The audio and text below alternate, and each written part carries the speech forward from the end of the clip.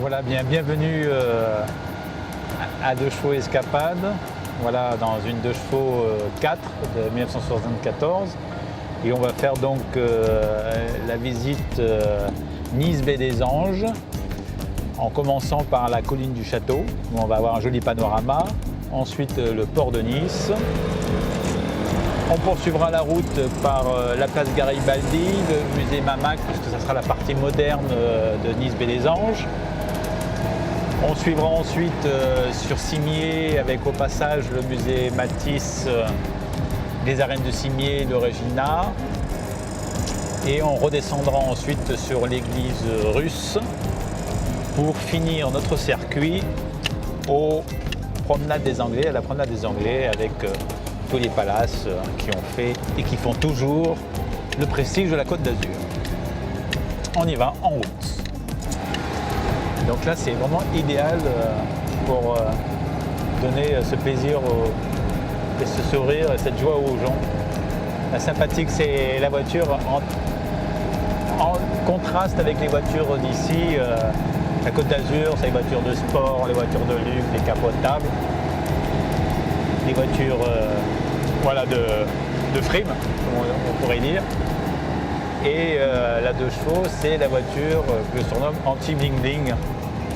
C'est la voiture qui contraste et en fait elle trouve sa place largement parce que les gens ils sont lassés finalement de voir une Ferrari, une Rolls. C'est-à-dire qu'une Deux Chevaux tout de suite elle se fait remarquer et puis c'est mythique, ça rappelle toute une époque et c'est l'évasion, et puis c'était accessible et ça reste toujours accessible, bien que maintenant la valeur des Deux Chevaux est devenue une voiture prisée et chic.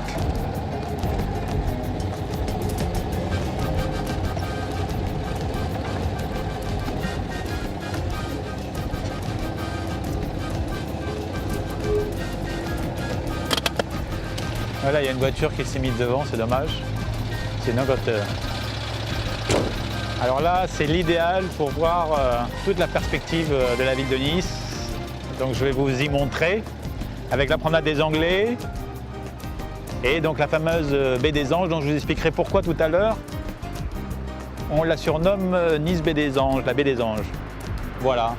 Donc on est de la colline du château, où on peut se rendre compte de l'ampleur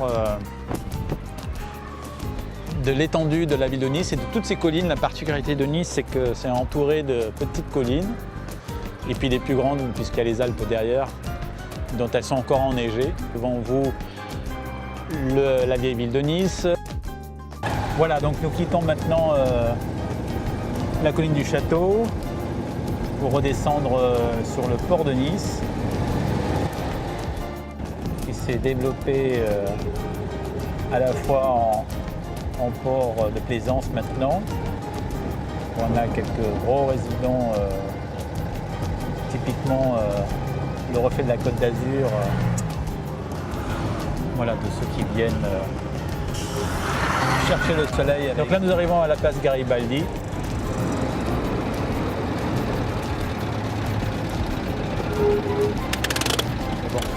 Donc la place Garibaldi, où trône, comme le nom l'indique, Giuseppe Garibaldi, qui était un fervent défenseur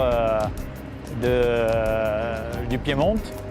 C'est pour ça qu'on a aussi ces façades tout autour de nous qui sont d'inspiration piémontaise, avec des trompe-l'œil aussi, voilà, qui donnent bien cet esprit italien. Sous nos pieds, on a découvert par la mise en place du tramway une crypte où on a le début, la naissance de Nice, avec les forteresses et la fameuse porte de l'entrée de la vieille ville de Nice qui est ici, juste devant nous. Alors dans ce musée, on y trouve toute la collection des artistes qui se sont illustrés sur la Côte d'Azur, notamment avec les sculptures de Niki Saint-Phal, Alexandre Calder, Sosno. Voilà, toute l'histoire de l'art moderne qui date, qui est partie en 1960 jusqu'à nos jours. avec le pop art, Andy Warhol, Yves Klein, les fameux bleus, et ses sculptures, voilà, Martial Ruiz, Christo, et Niki Saint-Phal, donc avec les fameuses nanas, des compressions de César, Arman, et le courant abstrait américain. En direction de Cimiez maintenant, sur votre gauche, on passe devant la tête au carré dont je vous ai parlé tout à l'heure, voilà, de l'artiste Sosno.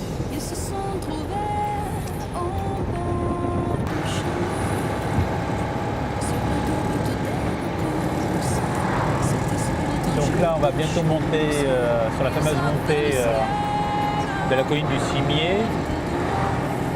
Colline où jadis il y a eu beaucoup d'hôtels particuliers, un des premiers hôtels, parce que c'était élégant et luxueux d'habiter à Cimiez.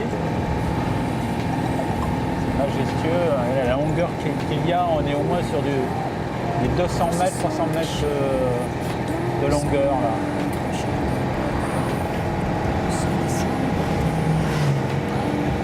La principale avenue boulevard de Cimiez, où vous allez voir sur votre droite et sur votre gauche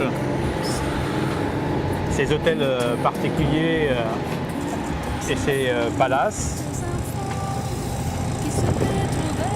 et qui va se terminer par le fameux hôtel Regina.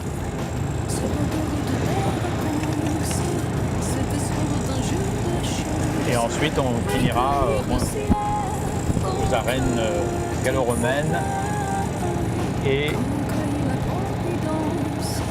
au jardin aussi de Cimiez qui est très beau. Encore de ces palaces azuréens en style néoclassique, le Winterthur Palace. Ici nous avons le palais des princes de Galles. Donc une inspiration évidemment bien anglaise.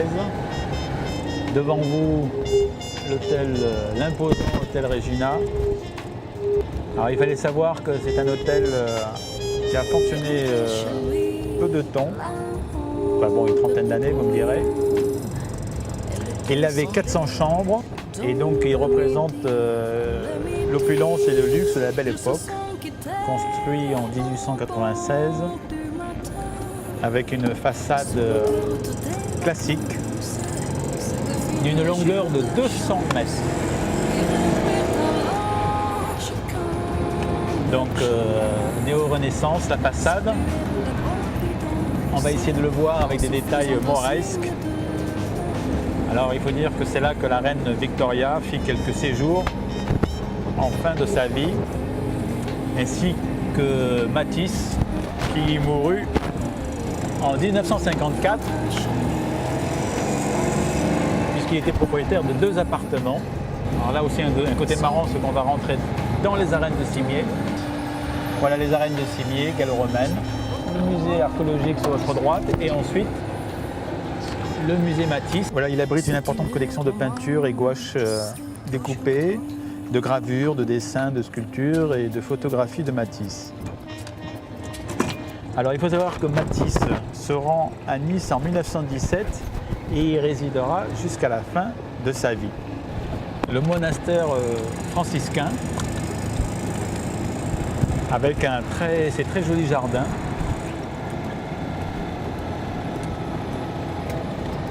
Voilà, qui est en fin du jardin des arènes de Cimiez. Il a été fondé en 1546. Donc il avait à l'époque un rayonnement culturel et religieux extrêmement important. Je vous propose de revenir ultérieurement puisqu'à l'intérieur il y a beaucoup de richesses avec des fresques, un grand retable en bois doré. Puis il ouvre aussi sur d'agréables jardins en terrasse particuliers où il y a une variété importante de rosiers et clémentites avec une magnifique vue sur Nice également, un véritable balcon sur la ville de Nice. Donc je vous convie de retourner tranquillement soit avec de chaux escapade ou par un service bus qui est très très bien desservi. Donc Nice et la Côte d'Azur est affublée de jolies expressions. Nizza la Belle, la French Riviera, Nice Baie des Anges. Alors l'origine de ces noms comme French Riviera, ça évoque le faste et le prestige des stations balnéaires qui ont été créées au XIXe siècle par des riches hivernants, russes ou anglais. Alors la Baie des Anges, on va tout à l'heure finir notre circuit par la promenade des Anglais, surnommée la Baie des Anges. Et alors pourquoi on la surnomme la Baie des Anges? Eh bien il y a deux raisons totalement différentes. La première explication, c'est que la Baie des Anges réfère à des petits requins aux ailerons blancs qui sont pêchés au large de Nice. La deuxième explication, elle indique que du nom de Sainte Réparate, dont on retrouve d'ailleurs une église dans le Vieux-Nice, qui est une sainte chrétienne, vierge et martyre. C'était la patronne de Florence et de Nice. Voilà, elle serait donc morte à l'âge de 15 ans lors des persécutions à l'époque religieuse. Elle fut décapitée et son corps placé dans une barque qui a dérivé sur la Méditerranée, où elle atteignit les côtes niçoises, et cette barque aurait été escortée par des anges. Voilà, ses restes furent ensevelis dans la cathédrale Sainte-Réparate. Voilà pourquoi Nice Baie des Anges. Et la deuxième origine est une origine, je dirais, spirituelle. Alors Nizza la Belle. Nizza la Belle est une ville atypique et grande séductrice, car ville aux multiples facettes, historique et culture, avec ses vestiges archéologiques de Cimiez dont on vient voir, et tous ses musées. Le musée Chagall que l'on va voir ici sur la droite. Donc musée national de Chagall. Comme je vous ai dit, une architecture des années 60 moderne. Il y a une vraie culture niçoise avec une langue réputée aussi pour sa cuisine, avec la fameuse seca, qui est une fine galette de farine de pois chiche et d'huile d'olive. On a le pain bagna qui était un casse-croûte niçois, un petit pain blanc rond. Et puis on a toutes des tomates, du thon. Ça s'est utilisé pour les pêcheurs à l'époque.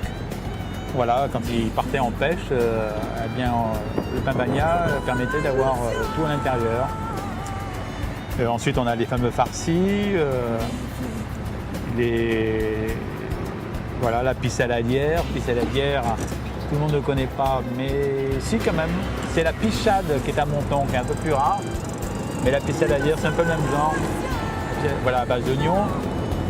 Les beignets de fleurs de courgette, la ratatouille, les tours de blettes, et on en passe plein d'autres. Donc une cuisine du soleil, cuisine méditerranéenne. Une cuisine un peu rustique. Voilà, puisque c'était une cuisine populaire. Populaire, je le répète, ne veut pas dire... c'est pas péjoratif, c'est culturel. À l'époque, tous les résidents habitaient en fait sur les hauteurs de Nice, n'habitaient pas en front de mer, puisque l'activité, donc on remonte un peu avant 1900, balnéaire n'existait pas. Et c'est en fait les Anglais et les Russes qui ont donné cette culture balnéaire, voilà, en faisant des très jolies résidences, demeures en front de mer. Et tout à petit, les Niçois sont descendus de la colline sur le littoral. L'église russe Saint-Nicolas, il faut le savoir, est la plus grande église russe, là voilà, en dehors de la Russie. Donc la plus grande église russe en Europe. Elle a été bâtie en 1912 avec l'appui de l'impératrice Marie Féodorovna, excusez-moi de mon accent difficile, de la langue russe. Sa coupole est haute de 52 mètres et est considérée aujourd'hui donc comme la plus belle église orthodoxe de l'Europe occidentale. Ça a été ma première voiture également, puisque dans les années 80, ça valait rien une 2 chevaux. Et donc comme première voiture, quand vous étiez jeune conducteur, c'était effectivement idéal pour pouvoir rouler avec. Voici donc la célèbre promenade des Anglais, avec son premier palace, l'hôtel Negresco, et qui est à l'origine un chemin côtier. Au début du 19e siècle, vous imaginez ce qu'elle est devenue actuellement. Alors, pourquoi la promenade des Anglais? Alors d'abord, je vais vous dire un peu les sites qu'on a. Ici, vous avez le musée de Masséna, auquel vous trouverez toutes les collections de la ville de Nice. Vous avez ensuite toute une série de palaces, de grands hôtels, avec une influence architecture anglaise, l'hôtel West End, vous avez le Westminster.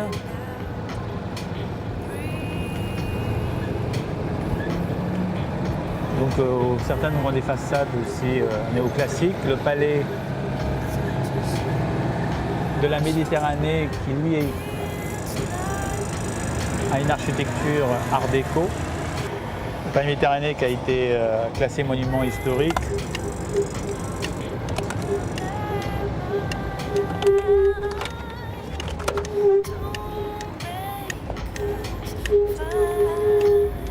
Et qui a conservé toute sa façade. Le palais Méditerranée, c'est l'œuvre des architectes Dalmas père et fils. Un symbole du style art déco. En 1929, il avait pour ambition d'être un véritable palais des plaisirs. Il fut rénové en 2004. Le musée Masséna, qui occupe la villa bâtie en 1899 par le petit-fils André Masséna, maréchal d'Empire. Cette demeure s'inspire de l'architecture italienne et du classicisme français. Le musée abrite des collections centrées sur l'histoire de Nice. Et alors, l'hôtel Negresco, pourquoi Negresco? Autant vous dire que c'est le fleuron de la promenade des Anglais. Il a été financé par un grand maître d'hôtel roumain au nom d'Henri Negresco en 1913. Classé monument historique, c'était l'hôtel des princes russes avant la Première Guerre mondiale.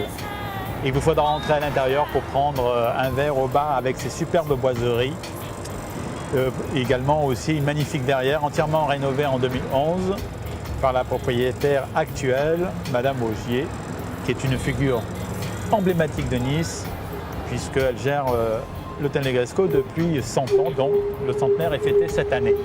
Donc je vous convie à visiter toute la collection, puisque l'hôtel Negresco, c'était le seul hôtel indépendant qui n'est pas attaché à un groupe hôtelier ou une chaîne, et qui est un véritable musée, puisque tout au long de sa carrière, ils ont engrangé des collections fabuleuses. Alors là, 2 chevaux, en fait, c'est André Citroën qui a inventé cette voiture. Le principe, c'était de faire une voiture pas chère, robuste, résistante et facile à entretenir. Et donc, ils l'ont surnommé, le principe, c'était de faire 4 roues et un parapluie. Voilà, juste une bâche, c'est pour ça qu'on a juste le toit, parce que ça coûte moins cher que de la tôle. Et en fait, c'est ce qui fait son succès, puisque c'est la seule voiture au monde qui a 4 portes, 4 places et entièrement décapotable. Même au jour d'aujourd'hui, aucune voiture ne propose de cela. Elle a été fabriquée les premières ont été en 54, les dernières ont été en 90, donc faites le calcul, je crois que ça nous fait une quarantaine d'années, en plusieurs versions.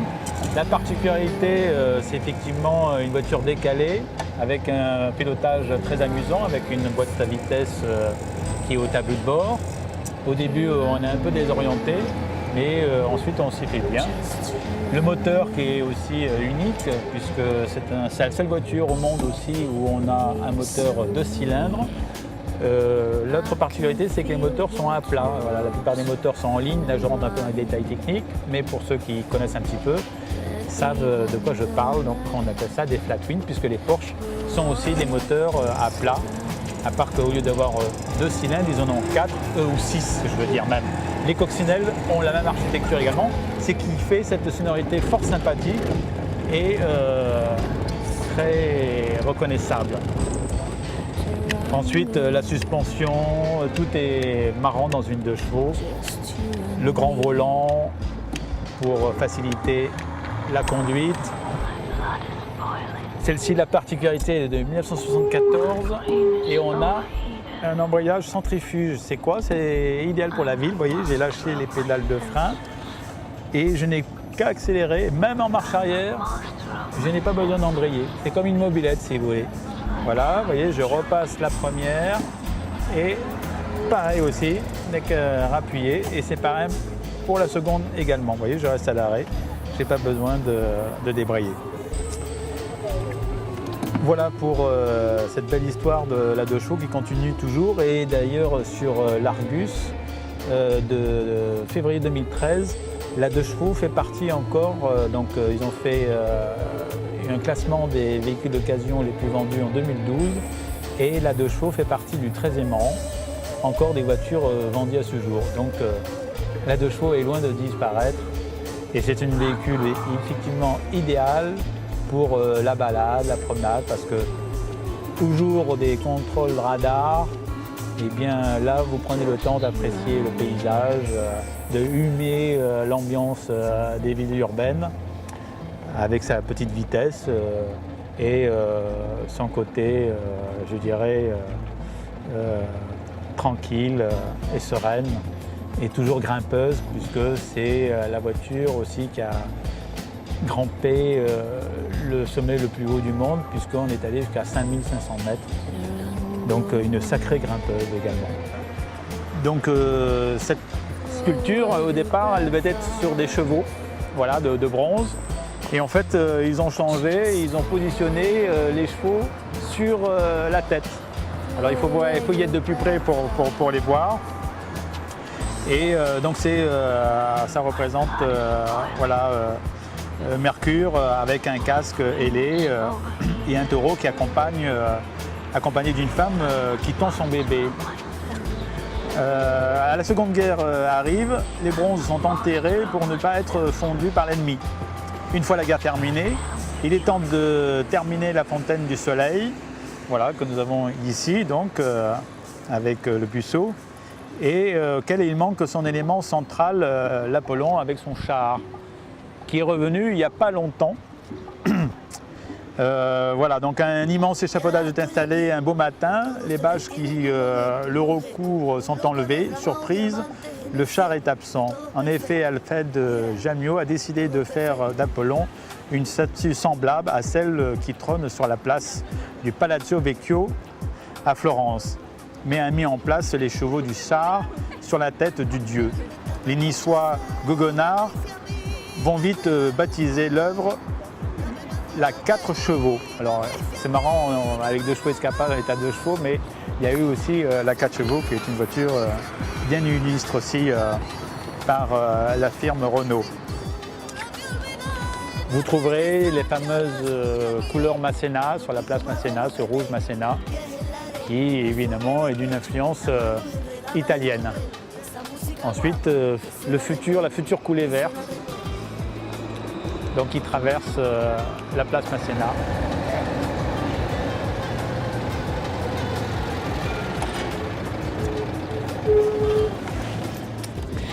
Et bien voilà, cette visite guidée se termine. J'espère qu'elle vous a plu, qu'elle aura marqué de bons souvenirs en vous. Sachez que nous avons de nombreuses autres visites guidées, Cannes, Monaco. Également aussi la location sans chauffeur, c'est vous-même qui faites votre escapade.